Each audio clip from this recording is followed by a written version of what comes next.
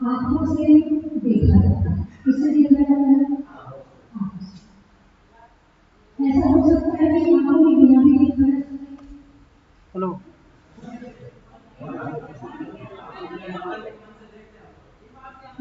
हाँ, माता जी को मन से देखते हैं। बहुत अच्छी बात, बहुत अच्छी बात।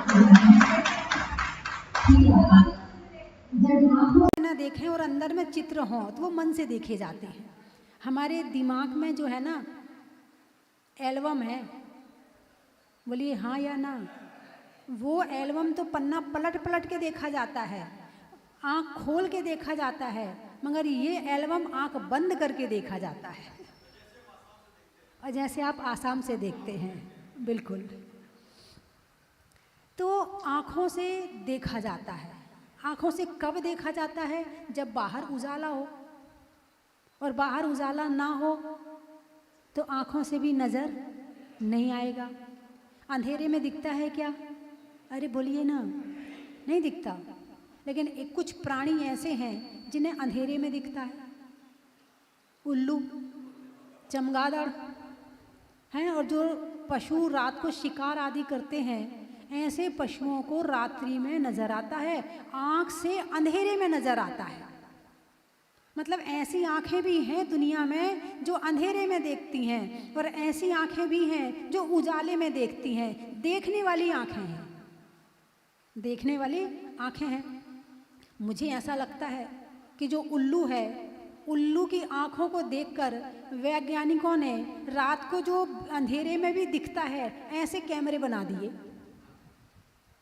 उसको ही देख के तो बनाए भाई, जब रात को उल्लू को दिख सकता है तो किसी और को क्यों नहीं दिख सकता? उनने कैमरे बना दिए।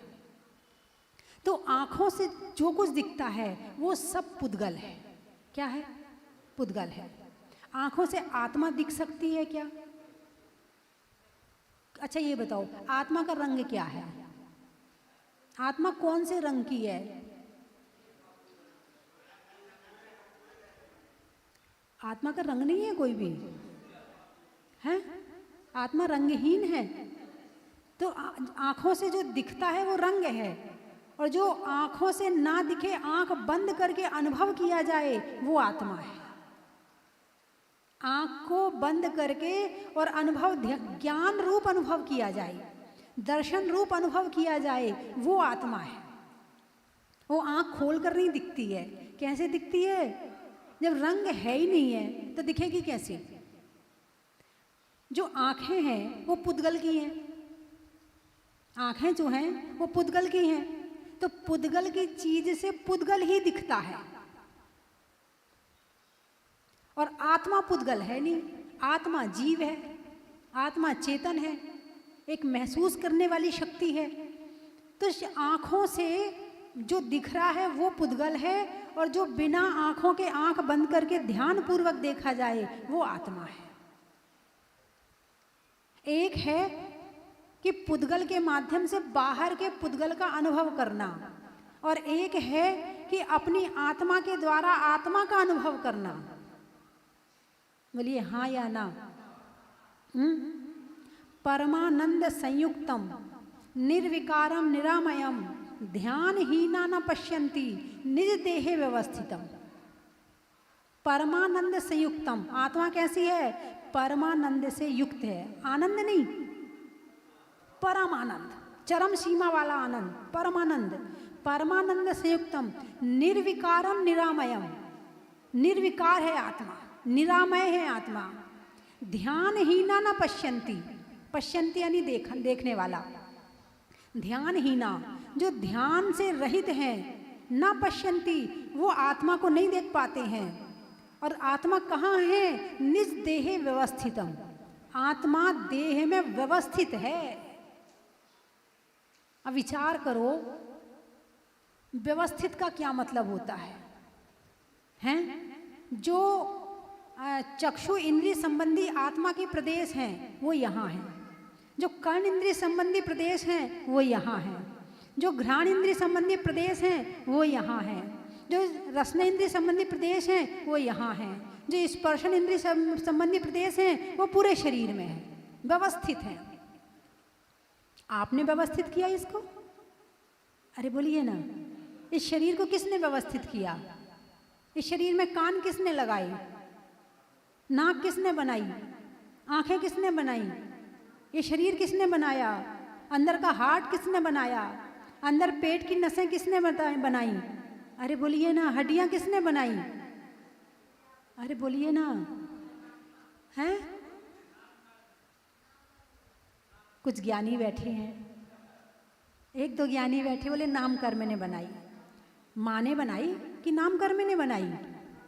इंसान का जब जन्म होना हो तो उसके पहले गर्भ में आते हैं, तब शरीर वहाँ बनता है, तो माँ बनाती है ना। अरे बोलिए ना, माँ बनाती है ना। फाइनल लॉक कर दो। क्या हुआ? मैंने फाइनल कहा तो आप पलट गए। किसने बनाया शरीर? माँ ने बनाया। माँ ने तो केवल भोजन किया है।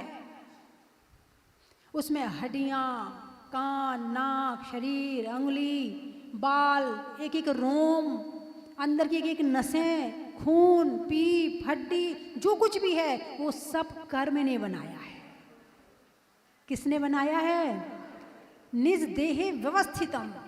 जब आप कमजोर होते हो, कई बार होता ना, कोई छो जाए तो आदमी कमजोर हो जाता है, तो शरीर घट जाता है। तो कहाँ का शरीर घटा? हाथ का घटा कि पाँव का घटा कि कहाँ का घटा? भाई यदि दो चीज़ें रखी हैं और व्यक्ति से कहा जाए कि दोनों छील दो थोड़ी थोड़ी सी, और बराबर होना चाहिए, कम ज़्यादा नहीं होना चाहिए, वो बराबर कर पाएगा? नहीं कर पाएगा। शरीर यदि बढ़ता है, मान लो अभी आपका वजन 40 किलो है, फिर आपका 50 किलो हो गया या 60 किलो हो गया, तो शरीर में वजन कहाँ बढ़ा? पाँव में ज़्यादा बढ़ा कि मुंह में ज़्यादा बढ़ा कि हाथ में कहाँ ज़्यादा बढ़ा? किसने व्यवस्थित किया इसे? कर्म ने। किसने व्यवस्थित किया? कर्म ने। कर्म अव्यवस्थित हो जाए तो शरीर अव्यवस्थित हो जाता है।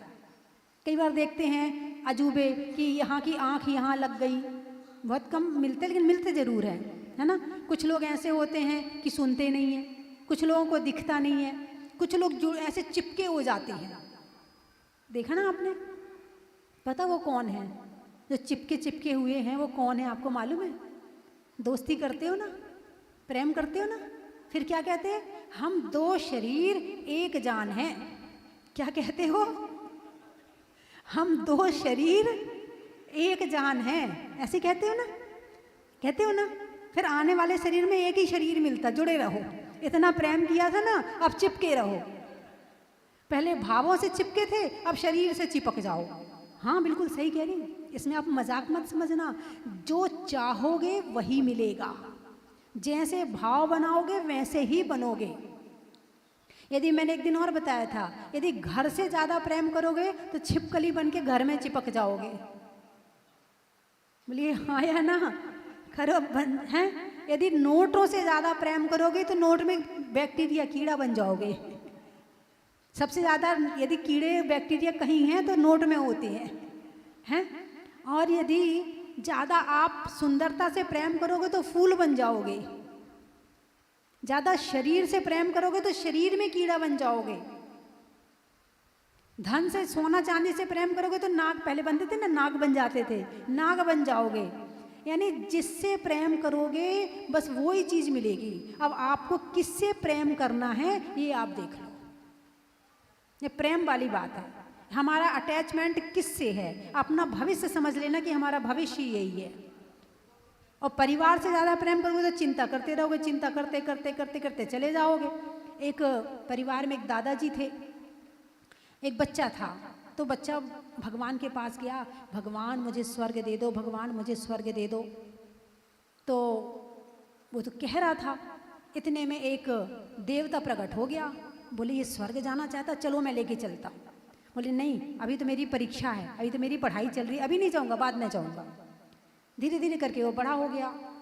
फिर बोला भगवान मुझे स्वर्ग दे दो। वो देवता फिर प्रकट, इंतजार तो कर ही रहा था, वो फिर प्रकट हो गया, बोले चलो स्वर्ग, अभी मेरी सगाई हो गई है, शादी हो जाने दो। क्या बोला? अभी मेरी सगाई हो गई, शादी हो जाने दो, फिर चलूँगा। अब शादी हो गई, अब शादी हो गई तो फिर वो देवता फिर आ गया, जब उनने प्रार्थना करी तो अब वो आ गया, बोले नहीं अभी नहीं, अभी मेरे बच्चे नहीं हुए। अरे बच्चे का मुंह तो देख लो फिर चलूँगा। अब बच्चे भी हो गए, वो फिर आ गया, बोले अब चल। बोले अभी बच्चा छोटा है, जिम्मेवारी मेरी है, बड़ा तो कर दो इसको। अब वो बड़ा हो गया, वो देवता फिर आ गया, बोले अब चल। बोले अब बड़ा हो गया है, शादी करूँगा, नाती पोते का मुंह देखूंगा, उसके बाद जाऊँगा। अब उसके बाद बेचारा देवता फिर वापस चला गया। कुछ समय के बाद में उसके पोते की बेटे की शादी हो गई, फिर पोता भी हो गया। अब उसके बाद में फिर आया देवता, बोले अब बेटे की शादी हो गई, पोता हो गया, अब चल। बोले नहीं, अभी मुझे अपने पोते से लाड़ करना है, जितना मुझे बेटा प्यारा नहीं था उससे ज़्यादा प्यारा मुझे पोता है, मैं इसके बिना नहीं रह सकता हूँ, इसलिए मैं तो अभी जाने वाला नहीं हूँ। अब उसके पोता भी बड़ा हो गया, अब बोले अब चल, अब तो ये बड़ा हो गया, तेरा लाड़ भी खत्म हो गया। बोले नहीं, अब इसके बेटे का मुंह देखना चाहता हूँ, तब जाऊँगा।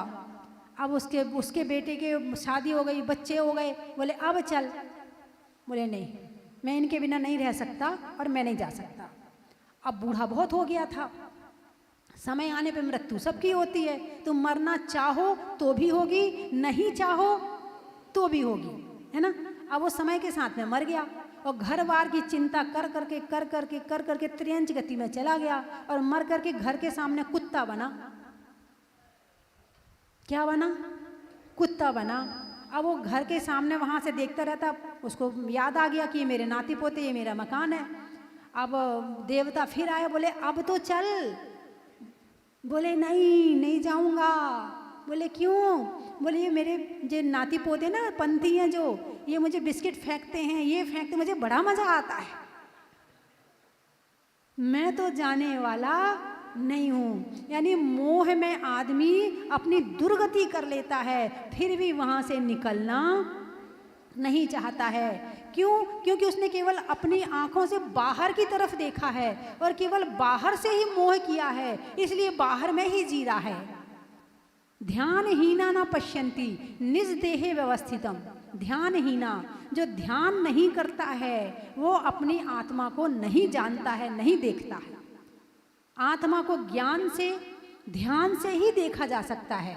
आत्मा कैसी है? ज्ञानमयी और दर्शनमयी है। ये ज्ञानमयी दर्शनमयी आत्मा को ज्ञान और ज्ञान से ही जाना जा सकता है और दर्शन से ही आत्मा का दर्शन किया जा सकता है, वरना और कोई जगह नहीं है कि आप कि कहीं किसी दुकान में चले जाओ, भैया थोड़ा सा ध्यान दे दो, कितने रुपए किलो है? 500 रुपये। चल दे कोई बात नहीं है, 500 भी है तो ले लेंगे, अब ध्यान तो करना है ना। तो ऐसा ये ध्यान किसी दुकान में नहीं मिलता। इसमें तो आंख बंद करो, अपने हाथ पे हाथ धरो, पैर पे पैर धरो और ध्यान में बैठ जाओ, ये आनंद जब आएगा। और फिर जब अंदर गहराई में जाओगे, लेकिन आपको यदि हम कह भी दें कि आप ध्यान कर लो, अब आप कहोगे आंख बंद कर ली, सब बंद कर लिया, अब करें तो क्या करें? वो भी नहीं आता है, वो आना भी तो जरूरी है। आंख खोलकर क्या करना है ये तो आपको आता है, मगर आंख बंद करके क्या करना है ये आपको नहीं आता है। सारी जिंदगी केवल आंख खोलकर जीते हैं, आंख बंद करके ध्यान की जिंदगी अभी तक नहीं जी है।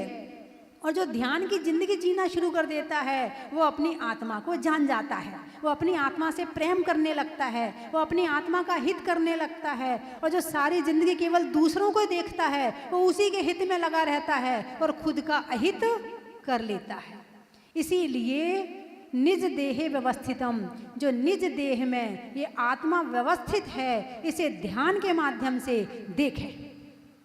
आँख तो मिली है, केवल दूसरों को देखने के लिए नहीं मिली है। और दो तरह की आंखें होती हैं, एक जो दिख रही हैं जिससे आप पुद्गल को देखते हैं, ये आंखें, और एक वो आंखें जिसे ज्ञान से देखते हैं, ज्ञान की आंखें। कौन सी आंखें? आपके पास में कौन सी वाली आंखें हैं? ज्ञान चक्षु या चर्म चक्षु? चर्म चक्षु। हालांकि चर्म चक्षु से देखने में भी ज्ञान लगता है, बिना ज्ञान के चर्म चक्षु यानी आंखों से नहीं देखा जा सकता है। भाई जान रहे हो, देख रहे हो तो लग तो रहा ना। भाई गाड़ी है, चाहे आगे ले जाओ चाहे पीछे ले जाओ, पेट्रोल तो, अरे बोलिए ना, पेट्रोल तो जलेगा। यदि पीछे ले जाओगे तो भी जलेगा और आगे ले जाओगे तो भी जलेगा। आप ध्यान कर रहे हो तो भी आत्मा की ऊर्जा लग रही है, और आप लड़ाई झगड़ा कर रहे हो तो भी आत्मा की ऊर्जा लग रही है। ऊर्जा का मतलब शक्ति, पैसा, धन। ये आत्मा का धन, आत्मा की ऊर्जा उसका धन है। ये हम धन कहाँ खर्चा कर रहे हैं ये देखने वाली बात है। मोबाइल में आंखें गड़ा गड़ा के देख रहे हैं। एक बहन जी थी तो पहचान की थी, उनकी शादी, लड़की थी, पहले शादी हो गई। तो मैंने पूछा तुम क्या करती हो दिन भर? भाई पति है, चला जाता है ड्यूटी पर, तुम क्या करती? बोले मोबाइल देखती हूँ। मैं कैसे, कितना मोबाइल देखती हो? बोले जब तक आंखों के आगे अंधेरा नहीं छाने लगता तब तक मोबाइल देखती हूँ। है, समय भी है, शक्ति भी है, ज्ञान भी है, मगर दिशा नहीं है। आंखें भी हैं देखने के लिए, लेकिन क्या देखना है ये नहीं पता है। बस देखे जा रहे हैं, कुछ भी देख, जो आए सो देखे जा रहे हैं। मोबाइल में जो आ रहा है तुम देखे जा रहे, दिखाने वाले ने तुम्हारे दिमाग को पढ़ लिया है, तुम्हें दिखाया जा रहा है और तुम देखे जा रहे हो। ये आंखें मिली, क्या देखना, कितना देखना, कब देखना, इस बात का ज्ञान होना बहुत जरूरी है। और बचपन में तो इस बात का ज्ञान होता नहीं है। इसलिए आजकल के बच्चे देखो कैसे मोबाइल लेके बैठे रहते हैं, टकर टकर टकर टकर टकर, उनका अंगूठा चलता रहता है, उंगली चलती रहती। उन्हें पढ़ना नहीं आता है, मगर पूरा मोबाइल खोल के रख देंगे। तुमसे ज़्यादा मोबाइल देख लेते हैं वो, और समझते हैं वो।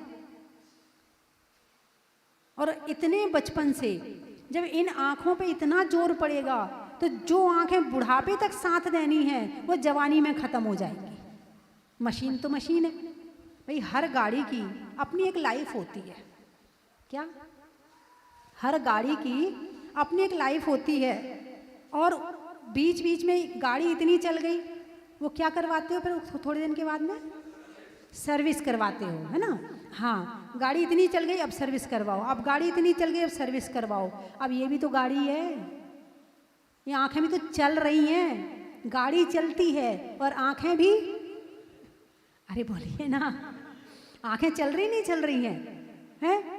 चित्र ऊपर नीचे हो रहे तो तुम्हारी आंखें भी ऊपर नीचे हो रही हैं, तो चल रही है ना। तो जैसे उस गाड़ी की सर्विस जरूरी है, ऐसे इन आंखों को भी रेस्ट जरूरी है। जैसे वो गाड़ी गर्म हो जाती है, ऐसे ये गाड़ी भी थोड़ी देर के लिए ठंडा करना चाहिए। बोले हाँ, हम रात को सो जाते हैं ना तो हमारी आंखें बंद हो जाती हैं, फिर ठीक रहता है। लेकिन ध्यान रखना, चलो एक निद्रा एक ऐसी चीज़ है जिसके माध्यम से रेस्ट मिल गया, लेकिन तुमने अपने आप तो नहीं दिया कि चलो हमने 2 घंटे मोबाइल देख लिया, अब आंख बंद करके 1 घंटा ध्यान करेंगे। ऐसा तो नहीं किया आपने। 2 घंटे मोबाइल देखा, 1 घंटा ध्यान कर लो। भाई बात तो बराबर होनी चाहिए ना। बाहर देखा है तो थोड़ा अंदर भी देखो। बाहर अनादिकाल से देख रहे हैं, अंदर आज तक नहीं देखा है। अंदर आने की आदत नहीं है और बाहर जाने की आदत पड़ी है। अभी रास्ते से चल रहे हैं, रास्ते से चलने में कहीं भीड़ लगी है, लड़ाई हो रही है, बोलिए क्या करोगे? आगे जाओगे या देखोगे? खड़े होकर, खड़े होकर देखोगे? हैं, देखोगे, देखें तो सही क्या हो रहा है, देखें। और कोई किसी को कूट रहा है, मार रहा है, कितना मज़ा आता है। आता नहीं आता है। दूसरों की लड़ाई भिड़ाई देखने में आनंद आता, ये रौद्र ध्यान है। ये क्या है? रौद्र दूसरों की लड़ाई में मजे लेना, चुगली करना, लड़ाई करवाना, भिड़ाना, आपस में एक दूसरे के प्रति द्वेष पैदा करवाना, ये रौद्र ध्यान का प्रतीक है। और रौद्र ध्यान नरक का कारण है। यदि ये काम करते हुए आयु बंध हो गया तो नरक जाना ही पड़ेगा। तो आंखें मिली हैं, क्या मिली हैं? इस दुनिया को देखते, इस रंगीन दुनिया को देखते इन आँखों से, इन आँखों से कुछ ऐसा भी करो कि आँखें सार्थक हो जाएं। अब आप कहोगे क्या करें माता जी, आप ही बता दो। तो भगवान के दर्शन करो। बोले माता जी आ तो गए सोनागिर, अपने शहर में मंदिर जाते हो? नहीं, कभी कभी चले जाते हैं। और कुछ तो ऐसे हैं जो तीर्थ यात्रा तो चले जाते हैं मगर गांव का मंदिर कभी नहीं जाते हैं, ऐसे लोग भी हैं। तो सुबह शाम प्रतिदिन भगवान के दर्शन करो, और ऐसे दर्शन करो कि अंदर के दर्शन हो जाए। जिन दर्शन से निज दर्शन, क्या? जिन दर्शन से निज दर्शन, और जिन दर्शन से निज दर्शन नहीं हुए मतलब अभी दर्शन नहीं किया है। तो इन आँखों के माध्यम से बहुत कुछ हो सकता है। भगवान महावीर के पास भी आँखें थी, थी कि नहीं? भगवान आदिनाथ के पास भी आँखें थी, और हमारे पास भी आँखें हैं। उन्होंने इस आँखों का क्या किया और हम इन आँखों का क्या कर रहे हैं? उन्होंने इन आँखों से ऐसा काम लिया कि वो भगवान बन गए। उन्होंने विचार किया, भगवान देखो तुम्हें देख रहे कि नहीं देख रहे? देखो ना ध्यान से, भगवान तुम्हें देख रहे क्या? नहीं देख रहे ना? कैसे बैठे हैं? नासाग्र दृष्टि है, ध्यान मुद्रा है, नासाग्र दृष्टि है। भगवान से पूछो, भगवान ये दुनिया इतनी अच्छी है, इतनी सुंदर है, देखो तरह तरह के मोबाइल, तरह तरह की टीवी, तरह तरह की मूवी, तरह तरह की, इतनी दुनिया अच्छी है। हम तो देखो कितनी आंखें गड़ा गड़ा के देखते हैं, भगवान तुम आंखें नीचे करके क्यों बैठ गए? तो भगवान कहेंगे मैंने इस तीनों लोकों में सब कुछ देखा, लेकिन जब मैंने अपनी आत्मा को देखा तो मुझे मेरी आत्मा से ज़्यादा सुंदर दुनिया में कुछ नहीं लगा, इसलिए मैं आंखें झुकाकर बैठ गया। ये आंखें मिली हैं कि देख के चलो, कोई जीव ना मर जाए। ये आंखें मिली हैं देख के खाओ, कहीं बाल ना पेट में चला जाए, कोई जीव ना पेट में चला जाए। ये आंखें मिली हैं स्वाध्याय करो, ये आंखें मिली हैं दर्शन करो, ये आंखें मिली हैं तो दूसरों का हित करो, दूसरों के को गड्ढे में गिरने से बचाओ। ये आंखें इसलिए मिली हैं, दिन भर मोबाइल देखने को आंखें नहीं मिली हैं। और जरा से फ्री हुए, अरे बोलिए ना। और कुछ तो ऐसे होते जो प्रवचन में भी शुरू रहते हैं, प्रवचन में भी उनका नहीं नहीं, यहाँ तो एक का भी नहीं है, यहाँ तो सब हाँ प्रवचन सुन रहे हैं ध्यान से, हैं ऐसा। तो आंखें मिली हैं तो 5 रंगों के अलावा इस रंगहीन आत्मा को भी देखो।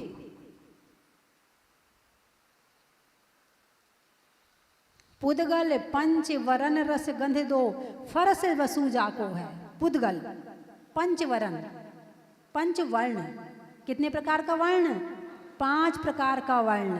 इन 5 प्रकार के रंगों में ऐसे उलझे, ये नहीं ये चाहिए, ये नहीं इस कलर का चाहिए, उस कलर का पेन सुंदर नहीं लगता, मुझे पिंक कलर अच्छा लगता, मुझे ये कलर अच्छा लगता, बस रंगों में उलझे रहते हैं। और आत्मा कैसी है? रंगहीन है। ऐसा रंगों में कौन उलझा है? शरीर की आंखें की आत्मा? अरे क्लियर करो ना, कौन उलझी है? आंखें कौन? मुर्दे को दिखाई देता है क्या? नहीं दिखाई देता है। तो देखने वाला कौन है? देखने वाला आत्मा है। देखने वाला कौन है? आत्मा है। और दिखाने वाली आंख है। आंख मशीन है, आंख मशीन है और आत्मा मालिक है, देखने वाला है। आंख अपने आप में कुछ नहीं है। आँख को तो जो दिखाओगे वो देखेगा, आत्मा जो चाहेगी आँख वो देखेगी। आत्मा कहेगी बुरी चीज़ देखो तो बुरी देखेगी, आत्मा कहेगी अच्छी चीज़ देखो तो अच्छी देखेगी। यानी हमें अपने पर कंट्रोल करना है, शरीर पर नहीं, मन पर, आत्मा पर कंट्रोल करना है, तो हमें फिर सही चीज़ दिखनी नजर आ जाएगी। अभी आपको दूसरों की इन आँखों से कमियां ज़्यादा नजर आती हैं या अच्छाइयाँ ज़्यादा नजर आती हैं? अरे बोलिए ना। कमियां नजर, देखने वाली कौन है? आत्मा। दिखाने वाला कौन है? आँख। दिखा आत्मा, आँख रही है, और देखने वाली आत्मा है ना।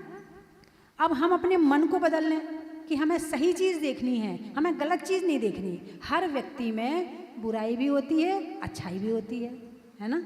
अब बुराई तो हम दिन भर देखते हैं और अच्छाई हमें उसकी नज़र नहीं आती है। इसमें कमी किसकी है? सामने वाले की या हमारी कमी है? एक होता है कृष्ण पक्ष और एक होता है शुक्ल पक्ष, ठीक है। एक होता है कृष्ण पक्ष और एक होता है शुक्ल पक्ष। ऐसे ही नेगेटिव और पॉजिटिव। आप क्या देखते हो? उजाला देखते हो उसके जीवन का या अंधेरा देखते हो? ये बीच में क्या है? इसमें क्या दिख रहा है आपको? अरे बोलिए ना, क्या दिख रहा है?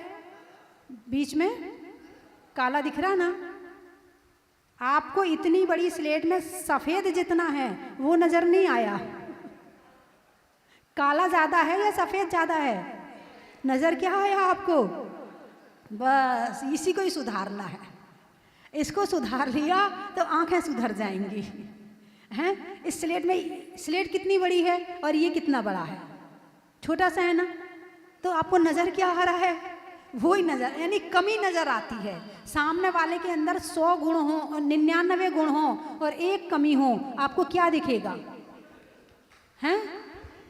कमी दिखेगी, उसके गुण नजर नहीं आएंगे।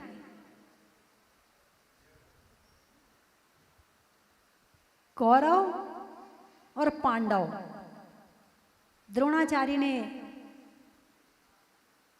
कौरवों को भेजा, बोले जाओ जरा देख के आओ इस गांव के लोग कैसे हैं। गया, बोले भोजन भी मांग के लाना। जंगल में थे, भिक्षा से खाते थे, बोले भोजन भी मांग के लाना। अब वहाँ गया तो वो तो पूरा अभिमानी था, सीधे मुंह तो बात करते ही नहीं था। चिल्ला के बात करना, डांट के बात करना और एकदम वो अक्खड़ बोलना, तो वो शुरू हो गया। तो गांव के वालों को गुस्सा आ गया, उन्होंने उसको भगा दिया वहाँ से, खाना भी नहीं दिया। अब लौट के आए तो फिर युधिष्ठिर को भेजा, बोले और उससे पूछा, बोले गांव के लोग कैसे, ये बताओ। बोले इतने खराब हैं, इतने खराब हैं कि मैं तो अब यहाँ कभी नहीं जाऊँगा। अच्छा, फिर पांडवों को भेजा, उनसे कहा, तो गए, सबसे जय जिनेंद्र करी, मीठे मीठी बात करी, प्रेम से, सरलता से, सहजता से बात करी। आपस में बातचीत शुरू हुई, उनकी कहानी पूछी, दुख दर्द पूछे। तो उन्होंने कहा, अरे आप लोग भोजन करो ना। बोले नहीं नहीं, हमारे जो गुरु हैं ना वो जंगल में बैठे हैं, तो उनके लिए भोजन। अरे क्या, हम चल रहे हैं आपके साथ। और सारा का सारा गांव उनके साथ भोजन लेके आ गया। फिर गुरु ने पूछा, बोले युधिष्ठिर ये गांव वाले कैसे हैं? बोले गुरुजी इतने अच्छे हैं, इतने अच्छे हैं कि ऐसा लगता है कि यहीं रह जाओ, है ना। किसने क्या देखा? हम तो बाल्टी लेके सामने वाले में डालते हैं और तुम जो निकालना चाहते हो वो निकल के आ जाता है। एक बार एक गांव में एक बैलगाड़ी वगैरह सामान वगैरह लेके एक 2-4 व्यक्ति परिवार आया और गांव के बाहर एक व्यक्ति बैठा था, बूढ़ा व्यक्ति। उससे पूछा, बोले भाई ये बताओ ये गांव कैसा है, मुझे इस गांव में रहना है। तो बोले भाई पहले तुम ये बताओ कि तुम जिस गांव से आए थे वो गांव कैसा था। बोले वो गांव तो इतना ख़राब था, इतना ख़राब था, वहाँ के लोग इतने ख़राब थे कि बस पूछो मत, कि मेरा रहने का जी नहीं किया और मैं तो छोड़ के आ गया। बोले वहाँ के लोगों से ज़्यादा ख़राब इस गांव के लोग हैं। वो चला गया। फिर पीछे से एक परिवार और आया, बोले भाई इस गांव के लोग कैसे हैं, मैं यहाँ रहना चाहता हूँ। उससे भी वही प्रश्न किया, तुम ये बताओ पिछले गांव के लोग कैसे थे। बोले पिछले गांव के लोग तो इतने अच्छे थे, इतने अच्छे थे कि छोड़ने का मन नहीं था, मगर व्यापार करना है, जीविका चलाना है, इसलिए मुझे मजबूरी में छोड़ के आना पड़ा। बोले जितने अच्छे उस गांव के लोग थे उससे ज़्यादा अच्छे गांव के लोग यहाँ हैं, आइए आपका स्वागत है।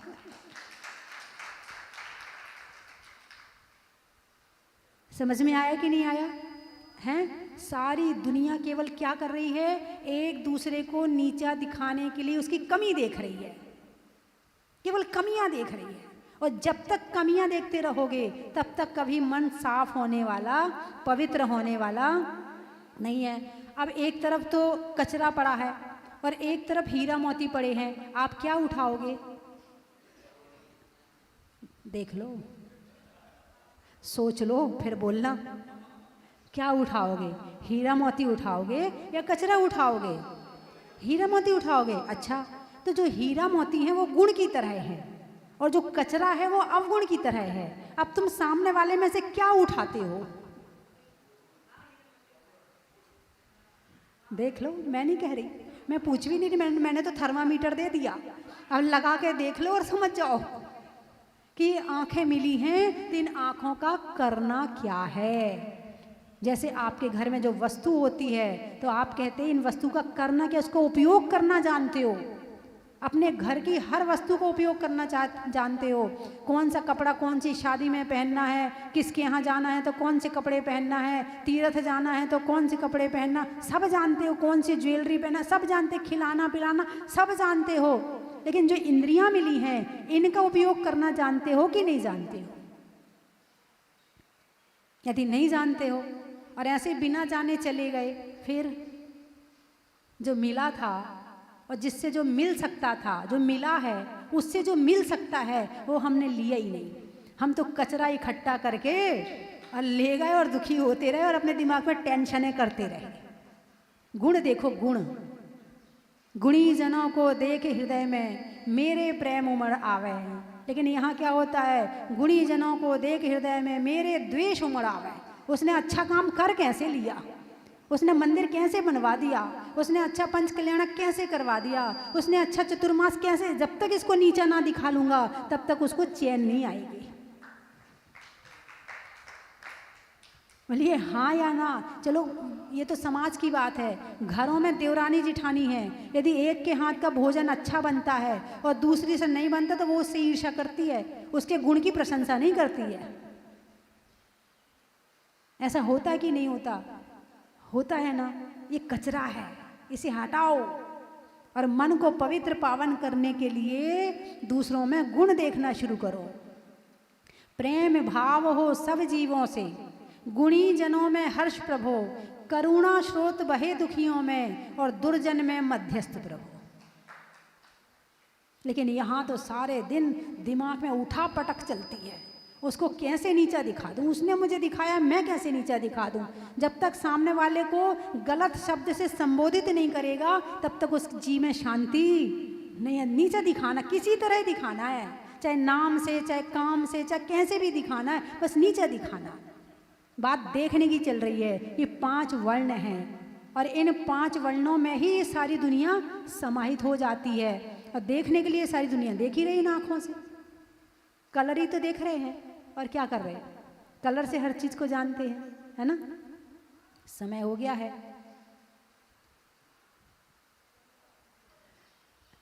बंद करूं? नहीं, पता ही नहीं चलता। बस अच्छा समय पता नहीं चलता। और समय अच्छा बनाना अपने हाथ में है, दूसरे के हाथ में नहीं। समय अच्छा बनाना अपने हाथ में। हमारा समय है तो हम बनाएंगे, दूसरा थोड़ी बनाएगा। तो अपने जीवन में जो आँख मिली है, इन आँखों का सदुपयोग कैसे करें, आज डायरी में लिखना कि मुझे क्या देखना है और क्या नहीं देखना है। भाई हिसाब किताब लिखते कि नहीं लिखते? दुकान का सामान का हिसाब किताब, ये भी मशीन है, इसका भी हिसाब किताब लिखो। इसने कितना प्रोडक्ट किया, प्रोडक्शन कितना आया और कितना इसने वेस्ट किया। प्रोडक्शन का मतलब आँखों से देखकर हमने अच्छे काम करके कितने अच्छे कर्म ग्रहण किए और आँखों से देखकर कितने बुरे कर्म ग्रहण किए, उसका हिसाब किताब बनाओ। हाँ या ना? चतुर्मास में क्या करना है? यही तो करना है। चतुर्मास इसीलिए तो होता है हिसाब किताब बनाने। अब दुकान का हिसाब किताब तो कमज़ोर हो गया। अरे बोलिए ना, अब उतना तो चलने, शादी के सीज़न ख़त्म और भी सारी चीज़ें ख़त्म तो व्यापार भी मंदा हो जाता। अब वो हिसाब किताब कम हो गया तो अपना हिसाब किताब शुरू कर दो। करना तो पड़ेगा, और नहीं तो ये जीवन यूं ही व्यर्थ निकल जाएगा, है ना। तो सोनागिर में चतुर्मास के पश्चात आज दूसरा दिन है। परसों स्थापना हुई थी, कल पहला दिन था, आज दूसरा दिन है ना। तो जहाँ जहाँ भी चतुर्मास हो रहे हैं वो भी सदुपयोग करें अपने जीवन का। और आप लोग सोनागिर में आए हैं तो आप लोग भी यहाँ से कुछ लेकर के जाएं, खाली हाथ नहीं जाना। अरे बोलिए ना, तो आपको क्या क्या कहोगे, माता जी ये चंवर उठा के ले जाएं, ये टेबल उठा के, कलश उठा के ले जाएं? विचार कर सकते हैं ना, क्या ले जाएं माता जी आप बताओ हमें। नहीं, जो बुराइयां हैं उसे छोड़ना है और यहाँ से अच्छाइयाँ लेकर जाना है ना। हिंदी में मात्रा का, स्कूल में छात्रा का, और आपकी सोनागिर की यात्रा का, चावल में चुनने का, बुनाई में बुनने का, और आपके बड़े ध्यान से प्रवचन सुनने का, अनाज में चने का, पेड़ में तने का, और दूसरों के गुण देखने का, बाल कटाने में नाई का, घर में ताई का, और छोड़ने में बुराई का, शास्त्रों में समयसार का, तीर्थों में गिरनार का, और आने वालों में मुरार का, घर में मुखिया का, घर में मुखिया का, और कर्म के सताए दुखिया का, और आने वालों में तीन सुखिया का, गाने में सुर का, नृत्य में नुपुर का, आने वालों में जयपुर का, जिले में बस्तर का, कपड़ों में अस्तर का, और आने वालों में लश्कर का,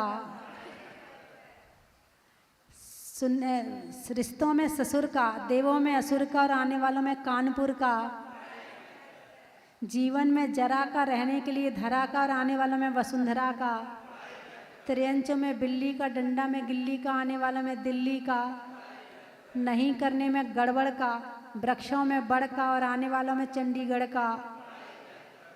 और कहाँ से आए, कोई रह तो नहीं गया?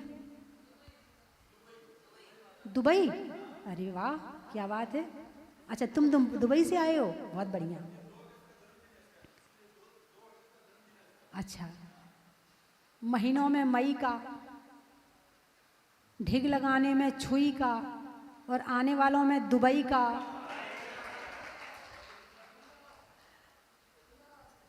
जोर से बोलो। अहमदाबाद? अच्छा, खेत में खाद का, नहीं होने में विवाद का, और आने वालों में अहमदाबाद का। करहल, किसान में हल का, गर्मी में जल का, और आने वालों में करहल का।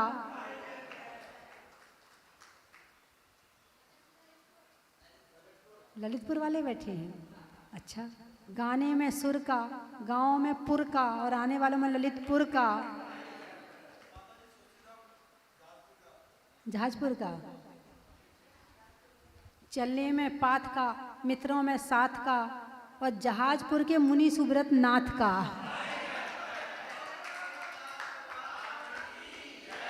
पंखा में झलने का, बच्चों में पलने का, और भगवान के जमीन से निकलने का।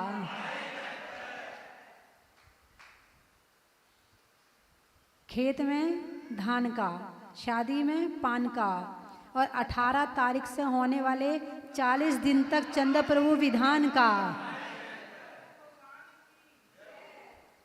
तो आप लोगों ने नाम लिखा दिए, डेट और लिखवा देना इसके जन्मदिन पे। क्या बात है जी। किसी का जन्मदिन हो, किसी का शादी की सालगिरह तो आएगी नहीं इस समय में, हाँ मतलब जो भी हो, तो आप किसी ना किसी उपलक्ष्य में ये विधान जरूर करवाएं। और राशि भी कोई ज़्यादा नहीं रखी है, भगवान के चरणों में थोड़ा सा समर्पण, मात्र 11,000 रुपये की राशि है ना। तो विधान जरूर करवाएं आप लोग। चलो, जन्मदिन दोनों के उपलक्ष्य में हो जाएगी। क्या बात है, दोनों के उपलक्ष्य में एक, या दोनों के उपलक्ष्य में 2? अच्छा, पूरे परिवार के, फिर ठीक है, फिर ठीक है। बोलिए 24 भगवान की।